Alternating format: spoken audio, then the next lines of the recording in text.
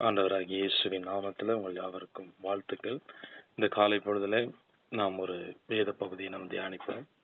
பிலிப்பியருக்கு எழுதின நிருபம் 2ஆம் அதிகாரம் 5வது வசனம். அப்போஸ்தலனாகிய பவுல் பிலிப்பியருக்கு எழுதின நிருபம் 2ஆம் அதிகாரம் 5வது வசனம். கிறிஸ்து இயேசுவில் இருந்த சிந்தையே உங்களில் இருக்க கடவுது. இன்னைக்கு நம்ம பார்க்க போற ஒரு டாபிக் என்ன அப்படின்னா, மனிதனுடைய சிந்தை. இந்த மனிதனுடைய சிந்தை எப்படிப்பட்டது என்று வேதம் சொல்லுகிறது. அந்த சிந்தை என்னென்ன விதங்களெல்லாம் சிந்தை இருக்கிறது அப்படிங்கிறது இந்த நாளில் நம்ம பார்க்க போறோம். ஆனா ஆண்டவர் விரும்புகிறது என்னன்னா, ஏசப்பாவுக்குள்ள இருந்த அந்த சிந்தை தான் நமக்குள்ள இருக்கணும்னு சொல்லி ஏசப்பா விரும்புறாங்க. இந்த பூமியிலே இயேசு கிறிஸ்து வாழ்ந்த பொழுது, நேற்று தினத்தில் நம்ம தியானித்தது போல, பிதா உன்னுடைய திருவுள்ளத்துல என்ன அவர் யோசிக்கிறாரோ அந்த காரியங்கள் எல்லாம் கிறிஸ்து இயேசுனுடைய சிந்தைக்குள்ள இருந்தது என்பதை நாம பார்த்தோம். தன் சுயமாய் அவர் எதுவும் செய்யாம, பிதா தனக்கு என்ன சொல்லுகிறாரோ அதை தன் சிந்தையில வைத்து, அதே சிந்தையோடு அவர் தன்னுடைய வாழ்க்கை ஓட்டத்தை ஜெயமாக ஓடி முடித்ததை நம்ம வேதத்துல பார்க்க முடியும். சோ நாம் கூட அப்படிப்பட்ட ஒரு சிந்தை உள்ளவர்களாக காணப்பட வேண்டும். லூக்கா எழுதின சுவிசேஷம் 10ஆம் அதிகாரம் 27வது வசனம் இப்படியாக சொல்லுகிறது, அவன் பிரதித்திரமாக, உன் தேவனாகிய கர்த்தரிடத்தில் உன் முழு இருதயத்தோடும், உன் முழு ஆத்துமாவோடும், உன் முழு பலத்தோடும், உன் முழு சிந்தையோடும் அன்பு கூர்ந்து என்று சொல்லி அந்த வசனம் சொல்லப்பட்டிருக்கிறது. அப்போ ஆண்டவர் மேல நம்ம வச்சிருக்கிற அன்பு கூட முழு சிந்தையோட நம்ம அவரிடத்துல அன்பு கூற வேண்டும், அவரை தேட வேண்டும். ஆண்டவருக்கு அடுத்த காரியத்துல நம்ம முழு சிந்தையோட, இந்த சிந்தை என்று சொல்லும் பொழுது அதுக்கு நிறைய பெயர்கள் உண்டு. நம்முடைய நினைவுகள், யோசனைகள், கான்சியஸ், இப்படி நிறைய காரியங்களை சொல்லப்பட்டு அதுல இருக்கிறது. அதுல நம்ம என்ன மூடுன்னு சொல்லுவோம்ல, அந்த நமக்கு இருக்கிற அந்த யோசனைகள், அந்த நேரத்தில் இதை செய்யணும், அந்த நேரத்தில் இதை செய்யணும்னு சொல்லி நம்ம யோசிக்கிற காரியங்கள், இது ரொம்ப முக்கியம். ஏன்னா இந்த சிந்தனை மண்டலம் வந்து ரொம்ப பாதுகாக்கப்பட வேண்டிய ஒரு காரியம். ஒரு முழு மனிதனுடைய வாழ்க்கையை நடத்துகிறது என்னன்னு பார்த்தா இந்த சிந்தை மண்டலம் தான். ஸோ அந்த சிந்தை மண்டலத்தை நம்ம வந்து ரொம்ப காத்துக்கொள்வது ரொம்ப அவசியமாக இருக்கிறது. ஏனென்று சொன்னால் வேதம் சொல்லுகிறது, நீதிமொழிகள் 8ஆம் அதிகாரம் 5வது வசனம், பேதைகளே விவேகம் அடையுங்கள், மூடர்களே புத்தியுள்ள சிந்தையா இருங்கள். ஏன்னா அந்த சிந்தையில தான் நம்ம வந்து தேவனுடைய ஞானத்தை பெற்று அதை யோசித்து நம்ம செயல்படும் பொழுது அந்த வாழ்க்கை ரொம்ப ஒரு ஆண்டவருக்கு பிரியமான ஒரு வாழ்க்கையா இருக்கும். அதனால வேதம் சொல்லுகிறது, புத்தியுள்ள சிந்தையா இருங்கள். அப்போ புத்தி இல்லாத சிந்தனைகள் உருவாகிறதுக்கு வாய்ப்பு இருக்கு. சில நேரங்களில் நாம வந்து தேவையில்லாத சிந்தனைகளை நாம் நமக்குள்ள அனுமதிக்கும் பொழுது தேவையில்லாத காரியங்களை நாம் செய்கிறவர்களாக காணப்படுகிறோம். அதுலயும் விசேஷமா பாத்தீங்கன்னா, பாவங்களுக்கு சிந்தனையில இடம் கொடுக்கும் பொழுது நம்முடைய செய்கை, நம்முடைய கிரியைகள்ல பாவம் உண்டாகிறத நம்ம பார்க்கிறோம். ஆகவே இயேசு கிறிஸ்து எப்படி பிதாவினுடைய சித்தத்தை நிறைவேற்றுகிறதுலையும் பிதாவினுடைய குணாதிசயத்தை வெளிப்படுத்துகிற சிந்தை உள்ளவராக அவர் இருந்தாரோ, எல்லாத்துக்கும் மேல தேவ ராஜ்யத்தை குறித்த ஒரு சிந்தை உள்ளவராக அவர் இருந்ததுனால அந்த வாழ்நாள் முழுவதும் அவர் வந்து நல்ல ஒரு வாழ்க்கையை வாழ்ந்து முடித்ததை நம்ம பார்க்கிறோம். ஸோ நம்முடைய வாழ்க்கையில இந்த சிந்தை ரொம்ப முக்கியமான ஒரு காரியமாக இருக்கிறது. நீதிமொழிகள் 11:2 இப்படியாக சொல்லுகிறது, அகந்தை வந்தால் லச்சை வரும், தாழ்ந்த சிந்தை உள்ளவரிடத்தில் ஞானம் உண்டு என்று சொல்லி சொல்லப்பட்டிருக்கு. அப்போ சிந்தனையில நம்ம வந்து ஒரு தாழ்மையுள்ளவர்களாய் நாம் காணப்பட வேண்டும். எல்லாம் எனக்கு தெரியும் அப்படிங்கிற ஒரு மேட்டிமை சிந்தையில நம்ம இராம, கர்வ சிந்தையில நம்ம இல்லாம, ஆண்டவரே நீங்க சொல்லுங்க, சாமுவேல் சொன்னால சொல்லும் கர்த்தாவே அடியேன் கேட்கிறேன் என்று சொல்லி, தாவீது சொல்லும் போது ஆண்டவரே உமக்கு பிரியமானது செய்ய எனக்கு கற்றுத்தாங்க அப்படின்னு சொல்லி அவர் சொல்றார். அதனால நமக்கும் அப்படிப்பட்ட ஒரு தாழ்மையுள்ள ஒரு சிந்தை இருக்கணும். நமக்கு அநேக விஷயங்களை நம்ம கற்றுக்கொண்டிருந்தாலும், உலக பிரகாரமான அறிவு, உலக பிரகாரமான புத்தி நமக்கு இருந்தாலும், நம்ம வந்து ஆண்டவருக்கு முன்னாடி நம்ம தாழ்த்தி அந்த தாழ்ந்த சிந்தை உள்ளவர்களா நம்ம காணப்படும் பொழுது கர்த்தர் இந்த வசனம் சொன்னது போல தாழ்ந்த சிந்தை உள்ளவரிடத்துல ஞானம் உண்டு என்று சொல்லப்பட்டது. எதை எப்படி செய்யணும், எப்படி செய்யக்கூடாது, எப்ப செய்யணும் அப்படிங்கிற அந்த ஞானமா நம்ம வாழ்வதற்கு இந்த தாழ்மையுள்ள ஒரு சிந்தை வந்து ரொம்ப அவசியமாக இருக்கிறது. ரோமர் 8ஆம் அதிகாரம் 6வது வசனம் இப்படியாக சொல்கிறது, மாம்ச சிந்தை மரணம், ஆனால் ஆவியின் சிந்தையோ ஜீவனும் சமாதானமும். நம்ம வந்து இந்த சிந்தனையில ஒரு ஆவிக்குரியவங்களா நம்ம நடக்கும் பொழுது, ஆவிக்குரியவர்களை போல நம்ம யோசிக்கும் பொழுது, ஏன்னா வேதம் சொல்லுகிறது போல ஆவிக்குரியவர்கள் சகலத்தையும் ஆவிக்குரியவர்களோடு சம்பந்தப்படுத்தி பேசுகிறார்கள், நடக்கிறார்கள் இருக்குது. அப்போ நம்முடைய சிந்தையில எதை யோசித்தாலும் இது ஆவிக்குரிய காரியமா இருக்கிறதா, ஆவிக்குரிய வாழ்க்கைக்கு இது உதவுமா என்பதை நம்ம வந்து ஆராய்ந்து பார்த்து நடக்கிறவளாக நம்ம காணப்படணும். அப்படி இருக்கும் பொழுது அந்த ஆவியின் சிந்தையின் நம்ம சிந்தையில ஆவியானுடைய வழிநடத்தல் இருக்கும் பொழுது அந்த வாழ்க்கை ஜீவன் உள்ளதா இருக்கும், அந்த வாழ்க்கை சமாதானம் உள்ளதா இருக்கும். இயேசு கிறிஸ்துவை பரிசுத்த ஆவியானவர் ஆளுகை செய்து கொண்டிருந்தார். அதனால அவருடைய சிந்தையில வந்து பாத்தீங்கன்னா பிதாவினுடைய சிந்தையை தவிர வேற எந்த ஒரு காரியமும் கலப்படம் இல்லாமல், அந்த சிந்தையில வேற எந்த உலக காரியங்களோ மற்ற எந்த காரியங்களும் மிக்ஸ் ஆகாதபடி அந்த பரலோக சிந்தையோட அவர் வந்து வாழ்க்கையை வாழ்ந்ததை நம்ம பார்க்கிறோம். பிரியமானவர்களே, நாமும் கூட இந்த சிந்தனையில ஆவியானவருக்கு நம்ம இடம் கொடுக்கணும். சிந்தனையில வந்து உலக காரியங்களுக்கோ அல்லது நம்ம மாம்சத்துக்கோ நம்ம இடம் கொடுக்க கூடாது. ஏன்னா இந்த வசனம் சொல்லுது, மாம்ச சிந்தை மரணம், அது மரணத்தை நோக்கி கொண்டு போகிறது, பாவத்தை நோக்கி கொண்டு போகுது, உலகத்தை நோக்கி கொண்டு போகுது. அதனால சிந்தையில ஆவியானவரால் நம்ம ஆட்கொள்ளப்பட்டிருக்கும் போது நம்ம வந்து ஜீவன் உள்ளவர்களாக சமாதானம் உள்ளவர்களாக நம்ம வாழுகிறவர்களாக காணப்பட முடியும். அதனால ஒவ்வொரு நாளும் ஆவியானவரே என்னுடைய ஆவி ஆத்துமா சரீரம் சிந்தை எண்ணங்கள் எல்லாம் நீங்க ஆளுகை செய்யுங்கன்னு சொல்லி அவருடைய ஆளுகைக்குள்ள நம்ம ஒப்பு கொடுக்கும் பொழுது நம்முடைய வாழ்க்கை ஒரு இனிமையான ஒரு வாழ்க்கையா இருக்கும்.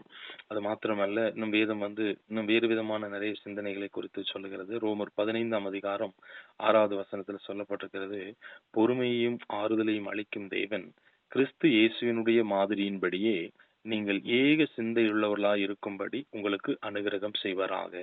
இது ஒரு பிளஸிங், இது ஒரு ஆசீர்வாதமாக சொல்லப்பட்டிருக்கிறது. கிறிஸ்து இயேசுவினுடைய மாதிரியின்படியே, கிறிஸ்துவுக்குள்ள இருந்த அந்த சிந்தையின் மாதிரியின்படியே உங்களுக்கும் ஏக சிந்தை உள்ளவர்களாய் இருக்கும்படி உங்களுக்கு அனுகிரகம் செய்வாராக என்று ஆசீர்வதிக்கிறார். எப்படி பிதா குமாரன் பரிசுத்த ஆவியானவர் அவர்களுக்குள்ள அந்த ஏக சிந்தை இருந்ததோ, அந்த ஏக சிந்தை இன்னைக்கு நமக்குள்ளேயும் நம்ம குடும்பத்திலும் நம் சபையிலும் இருக்கும் பொழுது அது ஆசீர்வாதமாக இருக்கும் என்று சொல்லி வேதத்தில் சொல்லுகிறது. சோ அதை நம்ம வந்து வாஞ்சிக்கணும், அந்த சிந்தைக்காக நம்ம ஜெபிக்கணும். கணவன் மனைவி பிள்ளைகள் இருந்தா ஒரே சிந்தை ஏக சிந்தை உள்ளவர்களாக நம்ம இருக்கணும்னு சொல்லி ஆஹ் எல்லாரும் ஒரே காரியத்தை குறித்து யோசிக்கிற ஒரு மனம், ஒரு மனதின் சிந்தை நமக்குள்ள இருக்க வேண்டும் என்று சொல்லி ஜெபிக்க வேண்டும். அதே போல சபையிலும் எத்தனை விசுவாசிகள் இருந்தாலும் எத்தனை குடும்பங்கள் இருந்தாலும் அத்தனை பேரும் தேவன் அந்த சபைகளினுடைய தரிசனத்தை நிறைவேற்றும்படியான அந்த ஒரே சிந்தை உள்ளவர்களாக ஏக சிந்தை உள்ளவர்களாக நம்ம செயல்பட வேண்டும் என்று சொல்லி வேதம் சொல்லுகிறது. அடுத்ததாக நாம் பார்த்தால் பிலிப்பியர் 3:16 இப்படியாக சொல்லுகிறது, ஆகிலும் நாம் எதுவரையில் தேறி இருக்கிறோமோ அது முதல் ஒரே ஒழுங்காக நடந்து ஒரே சிந்தையாய் இருப்போமாக. அப்ப நம்ம கற்றுக்கொண்டுள்ள காரியங்கள்ல ஒரே சிந்தையோடு இருந்து ஒழுக்கான ஒரு வாழ்க்கை வாழ நம்மை அர்ப்பணிக்கலாய் காணப்பட வேண்டும். பிரியமானவர்கள், இவ்வளவு நேரம் ஒரு பாசிட்டிவ் மைண்ட்ஸ் குறித்து நம்ம பார்த்தோம். அதாவது புத்தி உள்ள சிந்தை, தாழ்ந்த சிந்தை, ஆவியின் சிந்தை, ஏக சிந்தை, ஒரு மனதான ஒரு சிந்தை. சோ ஒரே மனவான் ஒரே சிந்தை என்று சொல்லி பார்த்தோம். 5 விதமான பாசிட்டிவ் மைண்ட்ஸ் நம்ம பார்த்தோம். இப்போ நம்ம பார்க்க போறது என்னன்னா ஒரு 8 விதமான நெகட்டிவ் சிந்தை, அதாவது எதிர்மறையான சிந்தைகளை குறித்து எந்த சிந்தை நம்மகிட்ட இருக்கக்கூடாதோ அதையும் வேதம் சொல்லி நம்ம எச்சரித்திருக்கிறது. வேகமா நான் வாசிக்கிறேன், அந்த ரெஃபரன்ஸ் மட்டும் நீங்க நோட் பண்ணிக்கோங்க. சங்கீதம் 66:18 இப்படியாக சொல்லுகிறது, என் இருதயத்தில் அக்கிரம சிந்தை கொண்டிருந்தேனானால் ஆண்டவர் எனக்கு செவிகொடார். நம்முடைய இருதயத்துல இந்த சிந்தை வந்து அக்கிரமமா இருக்கக்கூடாது என்று சொல்லி வேதம் சொல்லுகிறது. சோ ஆண்டவருக்கு முன்னாடி எது கிரமம் இல்லாம இருக்கிறதோ அக்கிரமமாக இருக்கிறதோ அதெல்லாம் நாம் விட்டு மனம் திரும்ப வேண்டும். அப்பொழுதுதான் ஆண்டவர் நம்முடைய ஜெபங்களுக்கு பதில் தர முடியும் என்று சொல்லி வேதம் சொல்கிறது. இரண்டாவதாக நீதிமொழிகள் 21:27 இப்படியாக சொல்கிறது, துன்மார்க்கருடைய பலி அருவருப்பானது, அதை துர்சிந்தையோடு செலுத்தினால் எத்தனை அதிகமாய் அருவருக்கப்படும். அப்போ ஆண்டவருக்கு நம்ம செலுத்துகிற எந்த ஒரு பலியாக இருந்தாலும் அத நற்சிந்தையோடு நல்ல ஒரு மைண்டோடு நம்ம வந்து அதை செலுத்தணும். காயின் ஆபேலை குறித்து நம்ம கடந்த நாட்கள்ல பார்த்தோம்ல. அப்போ ஆபேலுக்கு இருந்தது சிந்தை, என்ன சிந்தைன்னா என்ன பலி செலுத்தினார்னா என்னுடைய பலியை ஆண்டவர் ஏற்றுக்கொண்டு என்னை ஆசீர்வதிக்கணும் அப்படின்னு சொல்லி அவர் வந்து பலி செலுத்தினதை பார்க்கிறோம். ஆனா காயின் வந்து சரியான ஒரு பலி அவர் செலுத்தலன்னு வேதமே சொல்லுகிறது. தன் சகோதரன் மேல ஆபேலுடைய பலியை கர்த்தர் ஏற்றுக்கொண்டாருங்கிற அந்த பொறாமையுள்ள சிந்தையோடு கூட அவன் அங்க காணப்படுகிறத நம்ம பார்க்கிறோம். ஆகவே நமக்குள்ள அந்த துர்சிந்தைகளுக்கு நம்ம இடம் கொடாதபடி நம்முடைய சிந்தையை நாம் காத்துக்கொள்வது மிகுந்த ஒரு அவசியமாக இருக்கிறது. அடுத்ததாக லூக்கா 1 51 வசனம் இப்படியாக சொல்கிறது, தம்முடைய புயத்தினாலே பராக்கிரமம் செய்தார், இருதய சிந்தையில் அகந்தை உள்ளவர்களை சிதறடித்தார். அகந்தையுள்ள ஒரு சிந்தை. சில பேர் பார்த்தீங்கன்னா மைண்ட்லயே அப்படியே ஒரு மாதிரி அகங்காரம் பிடித்தவர்களை போல இருப்பார்கள். நாம் அப்படி இருக்கக்கூடாது. நம்ம மேல பார்த்தது போல தாழ்ந்த சிந்தை உள்ளவர்களா நம்ம இருக்கணும்னு சொல்லி நீதிமொழிகள் 11:2 நம்ம பார்த்தோம். ஸோ அகந்த சிந்தையை நம்ம விட்டு அகற்றி போட்டு தாழ்மையின் சிந்தையை, இயேசு கிறிஸ்துவுக்குள் இருந்த அந்த சிந்தையை நாம் தரித்துக்கொள்ள நம்ம விருப்பமுள்ளவர்களா இருக்க வேண்டும்.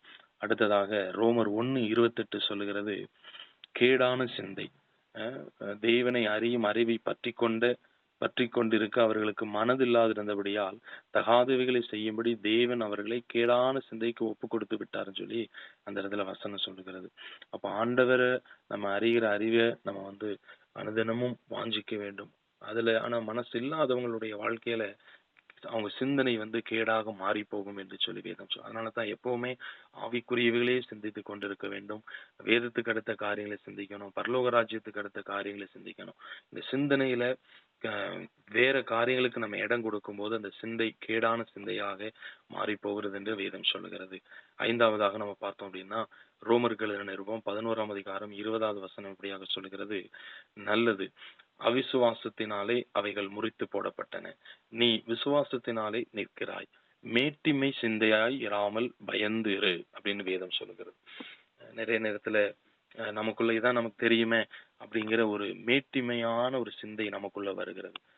கடந்த நாட்கள்ல தான் இதை நம்ம செய்திருக்கிறோம், இதை நடந்திருக்கிறோம், இப்படி பண்ணியிருக்கிறோம், அதே மாதிரி இப்பவும் செஞ்சிடலாம் அப்படின்னு சொல்லிட்டு நம்ம நினைக்க கூடாது. தாழ்ந்த சிந்தையுள்ளவர்களுக்கு, தாழ்மை உள்ளவர்களுக்கு கர்த்தர் கிருபை அளிக்கிறார் என்று வேதம் சொல்லுகிறது. ஆனால் மேட்டுமை சிந்தையா நம்ம இருக்கும்போது, அந்த பெருமையோடு நம்ம இருக்கும்போது கர்த்தரே எதிர்த்து நிற்கிறார் என்று சொல்லி வேதம் சொல்லுகிறது. அதனால நமக்குள்ள எனக்கு எல்லாம் தெரியும், என் இஷ்டப்படி நான் செய்வேன்னு சொல்லி நம்ம மேட்டுமையா இல்லாதபடி தாழ்மையுள்ள ஒரு சிந்தை உள்ளவர்களாய் நாம் காணப்படும் பொழுது, ஆண்டவருக்கு பயந்து இருக்கும் பொழுது கர்த்தர் நிச்சயமாகவே நம்மை ஒரு மேன்மையான ஸ்தானத்திலே உயர்த்தி வைப்பார். 6வதாக எபேசியர்கள் நிருபம் 4:17 வசனம் இப்படியாக சொல்கிறது, ஆதலால் கர்த்தருக்குள் நான் உங்களுக்கு சாட்சியாக சொல்லி எச்சரிக்கிறது என்னவெனில், மற்ற புறஜாதிகள் தங்கள் வீணான சிந்தையிலே நடக்கிறது போல நீங்கள் இனி நடவாமல் இருங்கள். வீணான சிந்தனைகள், அன்வான்ட் தாட்ஸை நிறைய பேர் கேரி பண்ணிட்டு இருப்பாங்க. இந்த உலகத்துக்கு அடுத்த காரியங்கள், மாம்சத்துக்கு அடுத்த காரியங்களை, வேண்டாத சிந்தனைகளுக்கு நம்ம இடம் கொடுக்க கூடாது. அதனால தான் ஒரு மனுஷன் சும்மா இருந்தான் அப்படின்னா அவனுடைய மைண்ட் டெவில்ஸ் ஒர்க் ஷாப் அப்படின்னு சொல்லி ஒரு பழமொழி உண்டு. ஒரு மனுஷன் தன்னுடைய வாழ்க்கையில சும்மா சோம்பேறித்தனமா இருந்தான் அப்படின்னா அது பிசாசுக்கு அவன் இடம் கொடுத்தவனாக அங்க காணப்படுகிறத நம்ம வேதம் சொல்லுகிறது. ஆகவே இந்த இடத்துல நம்ம வீணான சிந்தனைகளுக்கு நம்ம இடம் கொடுக்க கூடாது.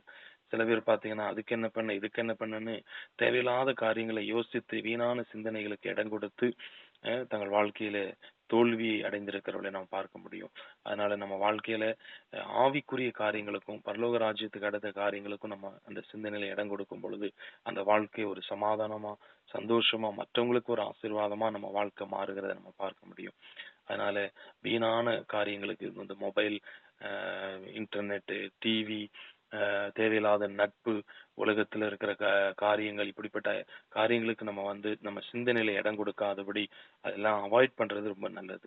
அதனால சிந்தனையை காத்துக்கொள்வது மிகுந்த ஒரு முக்கியமான ஒரு காரியம். கடைசி 2 வசனத்தை நம்ம வாசிக்க போறோம். 1 தீமோத்தேயுவின் புத்தகத்துல 6 வசனம் இப்படியாக சொல்லுகிறது, கெட்ட சிந்தை உள்ளவர்களும் சத்தியம் இல்லாதவர்களும் தேவ பக்தியை ஆதாய தொழில் என்று எண்ணுகிறவளுமாய் இருக்கிற மனுஷர்களால் உண்டாகும் மாறுபாடான தர்க்கங்களும் பிறக்கும், இப்படிப்பட்டவர்களை விட்டு விலகு என்று சொல்லி ஆண்டோட வார்த்தை. சில பேர் பாத்தீங்கன்னா எப்பவுமே அவங்க மைண்ட்ல தவறான காரியத்தை யோசித்து தவறான காரியத்தையே செய்து கொண்டிருப்பாங்க. எப்பவுமே தாங்களும் பாவத்துல விழுந்து மற்றவர்களையும் பாவத்துல விழ வைக்கிற ஒரு சிந்தை உடையவராக இருப்பாங்க. அதனால ஒரு குடிக்கிற பழக்கம் உள்ளவங்க இருப்பாங்க அப்படின்னா அவங்க மைண்ட் எப்படி இருக்கும் அப்படின்னா, தானும் அந்த குடி பழக்கத்துக்கு இருக்கணும், தனக்கு கம்பெனிக்கு சில பேர் அவங்க சேர்த்து கொள்வாங்க. சில பேர் பார்த்து இன்னும் எக்ஸ்ட்ரீமா போய் நான் குடிச்சு ஒரு அடிமைத்தனத்துல இருக்கிறேன், அவன் நல்லா இருக்கிறானே, எப்படியாவது அவனை கெடுத்துடணும்னு சொல்லி அந்த கெட்ட சிந்தை உள்ளவர்களா இருப்பாங்க. அப்படிப்பட்ட ஒரு சிந்தை நமக்குள்ள காணப்படாதபடி நம்ம எச்சரிக்கையா இருக்கணும். இன்னும் சொல்ல போனா பரிசுத்த சிந்தை உள்ளவளா இருக்கணும். நம்முடைய சிந்தனையை நம்ம காத்துக்கொள்ளணும். ஏன்னா நம்ம எதை பார்க்கிறோமோ அதுதான் அந்த மைண்ட்ல போய் ஸ்டோர் ஆகும். நம்ம எதை கேட்கிறோமோ அதுதான் இந்த நினைவுகள்ல இதாகும். அதனால இந்த கண்ணும் காதும் ரொம்ப முக்கியம் நம்முடைய வாழ்க்கையில. அதனால அந்த இதுதான் டோர்வே. இந்த சிந்தனைக்கு ஒரு வாசல் எதுன்னு சொல்லி பார்த்தோம்னா கண்ணும் காதும். ஸோ அதை ரொம்ப ஜாக்கிரதையோடு நம்ம காத்துக்கொள்ள வேண்டும். அதனால தான் ஆண்டவரும் சொல்றாரு, உன் கண் உனக்கு இடரல் உண்டாக்கினா அதை பிடுங்கி போடு என்று சொல்லி அவர் சொல்றார். அதனால பிரியமானவர்கள், இந்த காலை பொழுதுல நாம நல்ல ஒரு பரிசுத்த சிந்தை உள்ளவர்களாக காணப்பட வேண்டும். நமக்குள்ள ஒருவேளை கெட்ட சிந்தனைகள் வருதுன்னா அதை இமிடியேட்டா உடனே கடிந்து ஜெபிச்சு, ஆண்டவரே இந்த சிந்தனையிலிருந்து என்னை விடுவியும், இதுல இருந்து என்னை பரிசுத்தப்படுத்தும் என்று சொல்லி நம்ம ஜெபிக்கணும். ஏன்னா பிசாசானவன் இந்த சிந்தனையில தான் களைகளை விதைக்கிறான். இந்த சிந்தனையில தான் உலக காரியங்களையும் மாம்சத்துக்கு அடுத்த காரியங்களையும் தூண்டி விடுகிறத நம்ம பார்க்கிறோம். அதனால சிந்தையை நம்ம காத்துக்கொள்ளணும். எல்லா காவலோடும் உன் இருதயத்தை காத்துக்கொள், அப்பொழுது அதனிலிருந்து ஜீவ ஊற்று புறப்படும் என்று வேதம் சொல்லி இருக்கிறது. ஆகவே பிரியமானவர்கள், இந்த காலை பொழுது இந்த சிந்தையை குறித்து நம்ம மிகுந்த ஜாக்கிரதை உள்ளவர்களாய் அதை காத்துக்கொள்ளும். கடைசியாக 1 தீமோத்தேயுவின் புஸ்தகம் 6ஆம் அதிகாரம் 17வது வசனம் இப்படியாக சொல்லுகிறது, இவ்வுலகத்திலே ஐஸ்வர்யம் உள்ளவர்கள் இருமாப்பான சிந்தையுள்ளவர்களாய் இராமலும் நிலையற்ற ஐஸ்வர்யத்தின் மேல் நம்பிக்கை வையாமலும் நாம் அனுபவிக்கிறதற்கு சகலவித நன்மைகளையும் நமக்கு சம்பூர்ணமாய் கொடுக்கிற ஜீவனுள்ள தேவன் மேல் நம்பிக்கை வைக்கவும் என்று சொல்லி வேதம் சொல்லுகிறது. அதனால இந்த இருமாப்பான சிந்தை உள்ளவர்களா நம்ம இருக்கக்கூடாது. சில பேருக்கு பாத்தீங்கன்னா, நான் என்ன சொல்றேனோ, நான் என்ன நினைக்கிறேனோ அதைத்தான் எல்லாரும் செய்யணுங்கிற ஒரு இருமாப்பான ஒரு சிந்தை உள்ளவங்களா இருப்பாங்க. அப்படி இல்லாதபடி ஒரே சிந்தை உள்ளவங்களா, இலகுவான சிந்தை உள்ளவங்களா. சில பேர் பாத்தீங்கன்னா, ஏதாவது ஒரு காரியத்தை, ஒரு நல்ல காரியத்தை சொல்லும் போது நானும் அதுல செய்யறேன் அப்படின்னு சொல்லி ஈஸியா அவங்க ஜாயிண்ட் ஆயிடுவாங்க. சில பேர் பாத்தீங்கன்னா, நீங்க சொல்றதை நான் ஏன் கேட்கணும் அப்படின்னு சொல்லி இருமாப்புள்ள சிந்தைகள் உள்ளவங்க இருப்பாங்க. அப்படி இல்லாதபடி ஒரு மனம் எங்க உண்டோ அங்க அந்த ஒரே சிந்தையும் உண்டாகும். அதனால கணவன் மனைவிக்குள்ள, பிள்ளைகளுக்குள்ள, சபைக்குள்ள, தலைவர்களுக்குள்ள, ஊழியக்காரர்களுக்குள்ள இந்த ஒரு மனமான ஏக சிந்தை உருவாக வேண்டும் என்று சொல்லி நம்முடைய தனிப்பட்ட ஜெபத்திலே நாம் ஜெபிக்குள்ளாய் காணப்பட வேண்டும். நாம் இப்படிப்பட்ட இந்த 7-8 விதமான நெகட்டிவ் தாட்ஸ் இல்லாதபடி, அந்த நெகட்டிவ் மைண்ட் நமக்குள்ள இருக்கக்கூடாது. அதாவது அக்கிரம சிந்தையோ, சிந்தையோ, அகந்தை உள்ள சிந்தையோ, கேடான சிந்தையோ, மேட்டிமையான சிந்தையோ, வீணான சிந்தையோ, இருமாப்புள்ள சிந்தையோ இல்லாதபடி நாம கெட்ட சிந்தையும் இல்லாதபடி நம்ம பார்த்துக்கொள்வது, காத்துக்கொள்வது மிகவும் அவசியமா இருக்கிறது. கண்களை மூடி நாம் இருக்கிற இடங்களில் ஜெபம் செய்வோம். அன்பின் பரலோக பிதாவே, இந்த காலை பொழுதுல ஆண்டவரை சிந்தனையை குறித்து நாங்கள் தியானிக்கும்படியா நீர் எங்களோடு கூட பேசினீர். உமக்கு நன்றி அப்பா. கிறிஸ்து இயேசுவில் உண்டாயிருந்த சிந்தையே உங்களிலும் உண்டாயிருப்பதாக என்று சொல்லி நீங்க சொன்னீங்களே ராஜா. ஆம் தகப்பனே, அநேக வேளைகள் இந்த உலக பிரகாரமான மாம்ச சிந்தைகளுக்கும் மற்ற காரியங்களுக்கும் இடம் கொடுத்து ஆண்டவரே நாங்கள் குறைபட்டு போகிறோம் ஐயா. அதிலிருந்து நாங்கள் மனம் திரும்புகிறோம். எங்களை விடுவியும். எங்க சிந்தனைகளை காத்துக்கொள்ள எங்களுக்கு உதவி செய்யுங்க. ஆவியானவர் எங்க சிந்தனைகளை ஆண்டவரே காத்துக்கொள்வதற்கு எங்களை ஒப்பு கொடுத்து நாங்கள் செபிக்கிறோம் ஐயா. எப்பொழுதும் உம்முடைய சிந்தை எங்களுக்குள்ள காணப்படட்டும், பரலோக சிந்தை காணப்படட்டும் என்று சொல்லி எங்களை தாழ்த்தி ஒப்பு கொடுக்கிறோம். கலந்து கொண்ட ஒவ்வொருவரையும் அப்படியே நீ ஆசீர்வதித்ததற்காக ஸ்தோத்திரம். இயேசு கிறிஸ்துவின் நாமத்தில் செபிக்கிறோம். ஜெபம் கேளும் எங்கள் ஜீவன் நல்ல பிதாவே. ஆமென், ஆமென்.